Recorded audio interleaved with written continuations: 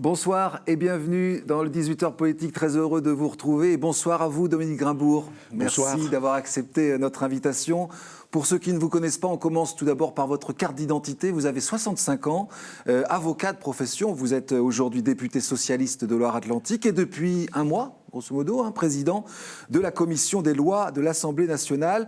Vous venez également de publier ce livre que vous signez avec une personnalité de droite, Stéphane Jacot, sur la prison, le choix de la raison. On va parler de tout cela, mais tout d'abord, l'actualité de la semaine, actualité bien sûr marquée par le projet d'aéroport de Notre-Dame-des-Landes et les débats relancés par le chef de l'État en personne, François Hollande, souhaite une consultation des habitants de Loire-Atlantique avant l'été. Jean-Marc Ayrault est d'accord sur ce périmètre de la Loire-Atlantique, mais ce n'est pas le cas de Ségolène Royal qui souhaiterait aussi interroger les habitants des départements voisins, des divergences au sein même du gouvernement, nous dit Presse Océan. Et vous, Dominique Grimbourg, qu'en pensez-vous ? Moi, je suis favorable à cette idée de référendum. On est confronté à un problème qui est un problème politique. Il y a eu des décisions. Les opposants n'ont jamais réussi à imposer un vote quelconque qui soit défavorable à Notre-Dame-des-Landes. C'est-à-dire que toutes les élections locales ont porté à la tête des exécutifs locaux des gens qui avaient dit qu'ils étaient favorables. Mais il y a une opposition sur le terrain. On a connu cette situation en Allemagne, à la gare de Stuttgart, où il y avait un projet de rénovation de la gare qui auquel étaient opposés des gens pour des raisons écologistes, je fais simple.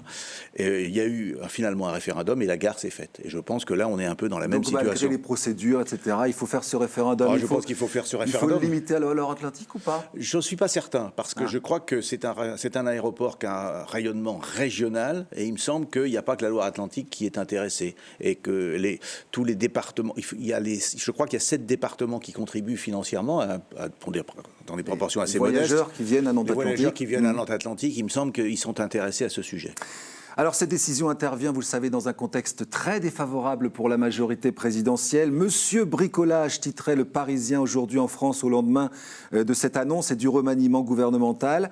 Ajouté à la réforme du Code du travail, la déchéance de nationalité, l'accueil des réfugiés, eh bien tout ça, le PS est aujourd'hui confronté à une fracture. Martine Aubry qui monte au créneau et Libé qui titre ce matin le point de rupture. Vous vous situez dans quel camp ? La gauche sociale ou la gauche libérale ? Je suis plutôt du côté de la gauche sociale. Si j'avais la langue de bois, je vous dirais que le bricolage est une activité extrêmement noble et que c'est intéressant de s'y livrer. Mais malheureusement, on ne peut pas plaisanter, le sujet est assez grave. Je crois qu'il y a 2 problèmes. Le premier problème, c'est que les résultats économiques ne sont pas là et que le chômage n'a pas reculé, contrairement aux espoirs, aux promesses, aux attentes.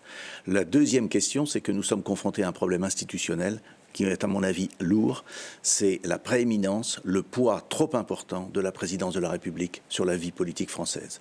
Tout remonte à l'Élysée, tout remontait à l'Élysée du temps de Nicolas Sarkozy, il s'est brûlé les ailes, tout remonte aujourd'hui à l'Élysée du temps de François Hollande, et je crois qu'on est dans une situation où le président de la République, quel qu'il soit, est condamné à se brûler les ailes très rapidement après son élection, parce qu'il ne peut pas s'occuper de tout. C'est une vraie question constitutionnelle là, que vous posez. C'est une question à la fois constitutionnelle, mais peut-être aussi de fonctionnement. Il faut que le Premier ministre qui est en contact permanent avec la majorité parlementaire, députés qui sont en contact avec les électeurs, qui sentent le pays, eh bien il faut que ce soit le Premier ministre qui prenne la main sur un certain nombre de dossiers.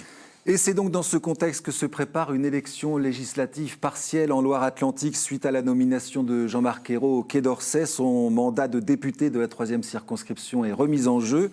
Presse Océan évoque d'intenses tractations dans les partis politiques pour désigner les candidats. Le conseiller municipal de Saint-Herblain, Mathieu Annereau, a été choisi pour le parti Les Républicains, accompagné d'une suppléante UDI, mais au PS, c'est plus compliqué. On parle notamment de Karine Daniel, l'adjointe au maire de Nantes, de Pascal Bollot, le premier adjoint. L'Herblinois Jocelyn Bureau est aussi sur les rangs, fort de nombreux soutiens. Il annonce sur Twitter qu'il déposera sa candidature interne demain, vendredi. Les militants socialistes se positionneront le 10 mars. C'est une élection importante, C'est une élection importante. Alors, aujourd'hui, on a 9 députés sur 10 en Loire-Atlantique qui sont à gauche, mais dans ce contexte-là, ça peut bouger. Oui, encore que. Alors, c'est un processus interne au Parti socialiste, démocratique, c'est-à-dire Oui. ce sont les militants socialistes de la circonscription qui votent. Moi qui ne suis pas de la circonscription, je ne vote pas. Je ne participe pas au choix. Saint-Herblain, Couëron, Saint-Étienne-de-Montluc. Voilà, etc. c'est ça. Voilà. Et un bout de Nantes-Ouest. Et Doublement de Nantes, effectivement. Et donc. Mais l'issue est plus qu'incertaine. Oui, encore que c'est une circonscription qui est considérée comme assez ancrée à gauche. Oui. Et pour l'instant, les pronostics, évidemment, sont parfois déjoués par la réalité. Je pense que la circonscription restera à gauche. Et là encore, Eurocop Écologie ne fera pas alliance avec le PS. Le divorce est consommé, semble-t-il. Oui, c'est plus grave que ça. C'est plus grave que ça. J'ai beaucoup de respect pour les militants écologistes, mais je crois qu'ils n'ont pas tenu la promesse de construire un avenir qui soit un avenir de développement durable, de croissance durable. Il y a en permanence la tentation de la décroissance sans pour autant expliquer comment on va réussir à vivre en étant dans une situation de décroissance, comment on va proposer ce modèle aux pays en voie de développement qui, eux, ont besoin de croissance, et ça n'a pas... Le projet ne s'est pas dessiné. Et c'est grave. C'est grave parce que l'alliance PS et Europe Écologie était basée sur ce double aspect. Un aspect développement social, plutôt PS, et un aspect développement croissance durable, plutôt Europe Écologie. Et pour l'instant, le partenaire écologiste ne réussit pas à tracer un avenir. Alors, on voit les conséquences, c'est-à-dire qu'entre eux, ils se divisent tragiquement. Et ce que je vois ne me réjouit pas, contrairement à certains qui pensent que, évidemment, c'est un concurrent qui s'affaiblit. Je crois que ce n'est pas un concurrent qui s'affaiblit, c'est une partie de la pensée politique qui n'arrive pas à penser le neuf. Alors, on évoquait il y a quelques instants le remaniement gouvernemental, le grand bricolage. Vous en avez profité, vous aussi, puisqu'il vous a permis de prendre la présidence de la commission des lois de l'Assemblée nationale après le départ de Jean-Jacques Urvoas, le nouveau garde des Sceaux. La presse nationale en a bien sûr profité pour rappeler votre filiation. Le journaliste de RTL, Laurent Bazin, en a fait un tweet. Dominique Grimbourg n'est autre que le fils de Bourvil, et il n'est pas le seul à avoir mis en avant cette information. Ça vous agace un petit peu ou pas? Ça ne m'agace pas. Ce qui m'agacerait, c'est d'être réduit à cette seule qualité. J'essaie de montrer que j'ai par ailleurs d'autres qualités. Est-ce que j'y arrive? J'en sais rien, mais j'essaye. Alors c'est quoi cette commission des lois à l'Assemblée nationale? La commission des lois, c'est une des 8 commissions de l'Assemblée nationale. Les 577 députés sont répartis dans 8 commissions. On est 73 ou 74 à la commission des lois. On se réunit tous les mercredis matins, et plus si besoin est.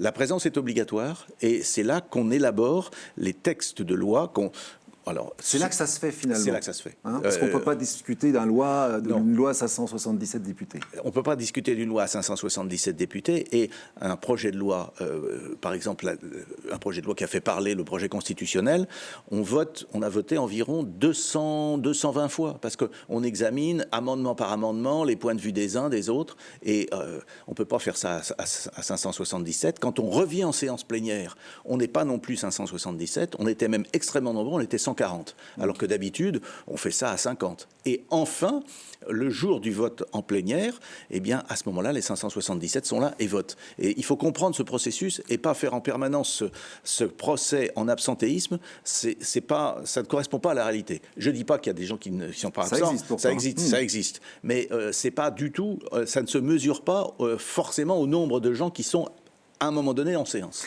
Alors l'ironie de l'histoire, c'est que vous êtes rapporteur justement de cette réforme constitutionnelle sur la protection de la nation, avec notamment la fameuse question de la déchéance de nationalité, vous qui n'y êtes pas favorable, très clairement. Voilà, j'étais pas du tout favorable à la déchéance de nationalité pour les binationaux. À porter cette loi. Alors je me retrouve à porter cette loi, mais Jean-Jacques Urvoas d'abord, Patrick Menucci et moi ensuite, nous avons fait sortir la déchéance pour les binationaux du projet. Elle n'y est plus. Ça veut dire que vous gardez votre liberté de parole? Là-dessus, on a gardé notre liberté de parole. Ça a donné lieu à des tractations assez intenses, mais j'ai gardé ma liberté de parole. C'est un compromis qui s'est élaboré, mais le compromis s'est élaboré. Il n'y a plus de déchéance pour les binationaux. Et tout ça, c'est une mission qui va vous prendre beaucoup d'énergie. Oui. On va vous voir encore sur la circonscription? Écoutez, moins, forcément. On va me voir parce que ma semaine, elle est divisée en deux périodes. Je suis à Paris le mardi, mercredi, jeudi, et je suis en circonscription le lundi et le vendredi, et parfois le samedi. et parfois le dimanche aussi, mais j'essaie de freiner ça. Alors depuis plusieurs années, vous êtes aussi très impliqué sur la question de la détention, d'où ce livre, donc je rappelle le titre, Prison, le choix de la raison, c'est aux éditions Economica, c'est ça. Et signé donc, je le rappelle, avec une personnalité de la droite qui était secrétaire national de l'UMP avant de démissionner. Oui. Dans ce livre, vous réaffirmez cette conviction personnelle que la prison, c'est la solution ultime. Est-ce que vous vous sentez accompagné sur cette démarche-là de la part des autres élus? Est-ce que vous vous sentez parfois un peu isolé? Je me sens parfois un peu isolé. Je crois surtout que nous n'avons pas le système police-justice pénitentiaire que notre pays mérite. Ça ne sert à rien d'enfermer des gens si on ne prépare pas la sortie et si on ne les contrôle pas à la sortie. Le grand mérite de la réforme Taubira, ça a été de penser la sortie de prison. Et on essaie de dire aujourd'hui, eh ben voilà, il faut penser la sortie de prison. Parce qu'avant 2012, 80% des détenus n'étaient absolument pas surveillés après la sortie. Voilà. Et donc, un système comme ça favorise... les petites peines, c'était... Surtout les petites peines, c'est 98. Voilà, c'est ça. Alors que ce sont ceux qui rentrent et qui sortent en prison et ce sont ceux qui récidivent le plus. Et un système comme ça ne peut pas fonctionner. Donc, il faut inverser la vapeur, faire en sorte qu'il y ait un suivi à la sortie, c'est-à-dire libérer un peu avant la fin pour que ce suivi soit assorti d'une sanction immédiate en cas de violation, même de violation qui n'est pas un délit. Mais le non-respect des interdictions et des obligations, il faut associer les services de police et de gendarmerie à ce contrôle, remonter le nombre de contrôleurs, enfin de conseillers d'insertion et de probation, et c'est à ce prix-là que l'on pourra avoir un système qui fonctionne. Il faut de l'argent. Il faut de l'argent. Le budget, c'est 3 milliards d'euros par an quand même, l'administration pénitentiaire. Oui, un petit peu plus, 3 milliards. Il en faudrait plus. Il en faudrait un peu plus. Ouais. On a demandé, depuis les années 80, on a demandé à la justice de faire des choses de plus en plus importantes. La charge de travail s'est accentuée, les budgets ont été augmentés. Tous les gouvernements ont augmenté les budgets de la justice, mais jamais à la hauteur de l'augmentation de la charge de travail. Et je crois qu'il faut qu'on se dote d'un système sur un système qui fonctionne et qu'on abandonne le débat sur laxiste ou répressif qui n'a pas grand sens. En même temps, on continue à construire des places de prison.